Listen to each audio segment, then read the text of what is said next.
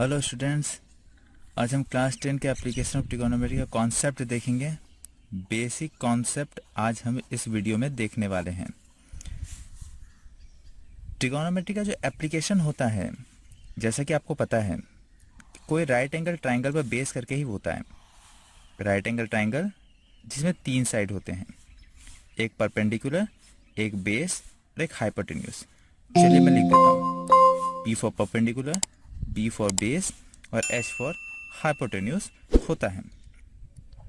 अगर इस तरह का कोई शेप हो, जैसे मान लीजिए कि आप कोई इंसान यहाँ खड़ा है, यहाँ से उसका लाइन ऑफ साइट जिसको हम लोग बोलते हैं हॉरिजॉन्टल लेवल, वो सीधा होता है। हॉरिजॉन्टल लेवल तो सीधा ही होगा। अब अगर हॉरिजॉन्टल लेवल से ये ग्राउंड है, मान लीजिए ये ग्राउंड है, ग्राउंड से हॉरिजॉन्टल लेवल तो सीधा होगा।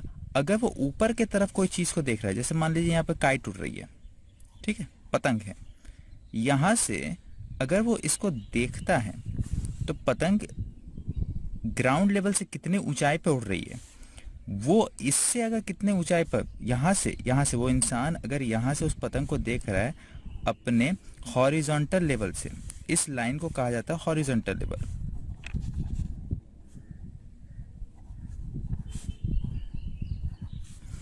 ये हॉरिजॉन्टल लेवल से अगर ऊपर की तरफ देख रहा होता है, किसी भी चीज को ऊपर की तरफ अगर आप देखते हो, अपने हॉरिजॉन्टल लेवल से ऊपर की तरफ अगर देखते हो, तो इस तरह के एंगल को कहा जाता है एंगल ऑफ एलिवेशन।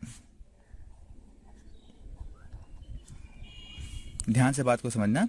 अगर हॉरिजॉन्टल लेवल से ऊपर की तरफ अगर आप देख रहे हो, ऊपर की तरफ, तो इसको कहा जाएगा एंगल ऑफ एलिवेशन।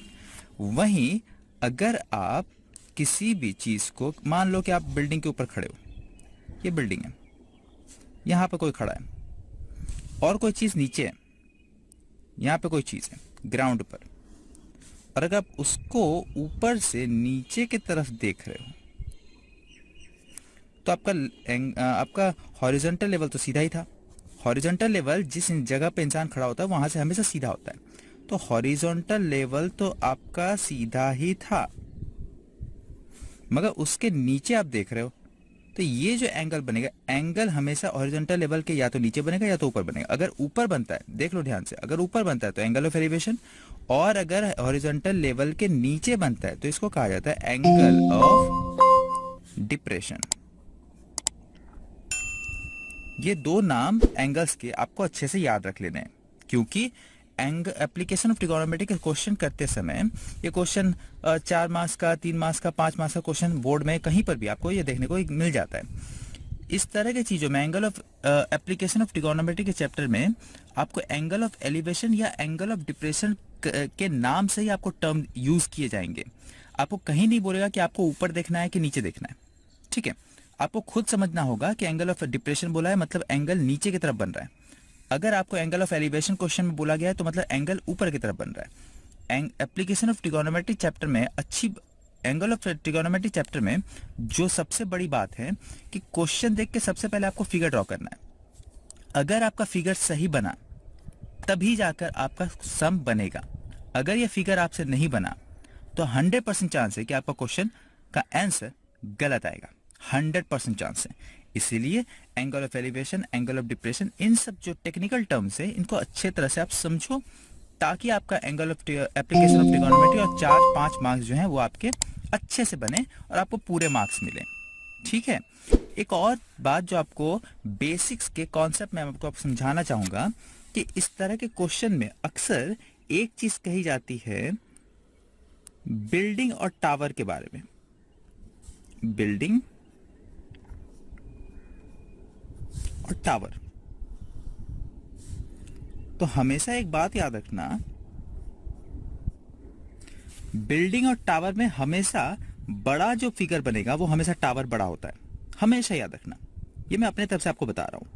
टावर और बिल्डिंग के कॉन्सेप्ट में जब भी इस तरह के दो चीजों को कंपेयर करता हुआ आपको फिगर बताएगा, तो हमेशा टावर का जो आपको जो बनाना है, फिगर बनाना है, टावर को बड़ा बनाना है, बिल्डिंग को थोड़ा छोटा बनाना है। जैसा आप फिगर में देख पा रहे हो, यहाँ पे मैंने ड्रॉ किया है, टावर हमेशा बड़ा होगा, बिल्डिंग थोड़ा सा छोटा होगा।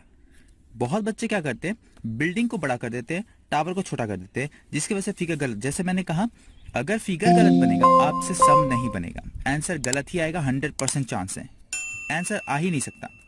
ठीक है, तो आपको टावर को बड़ा करना है, बिल्डिंग को हमेशा छोटा करना है। ठीक है, फिलहाल इस वीडियो में एप्लीकेशन ऑफ ट्रिगोनोमेट्री के कॉन्सेप्ट में फिलहाल इतना ही। इसके जब हम न्यूमेरिकल्स करेंगे तो आपको और बेहतर तरीके से बताएंगे कि आपको कैसे सम बनाने हैं, किस तरह किन किन चीज़ों पर ध्यान रखनी है, कैसे सम बनेगा। ठीक है, thank you so much for watching.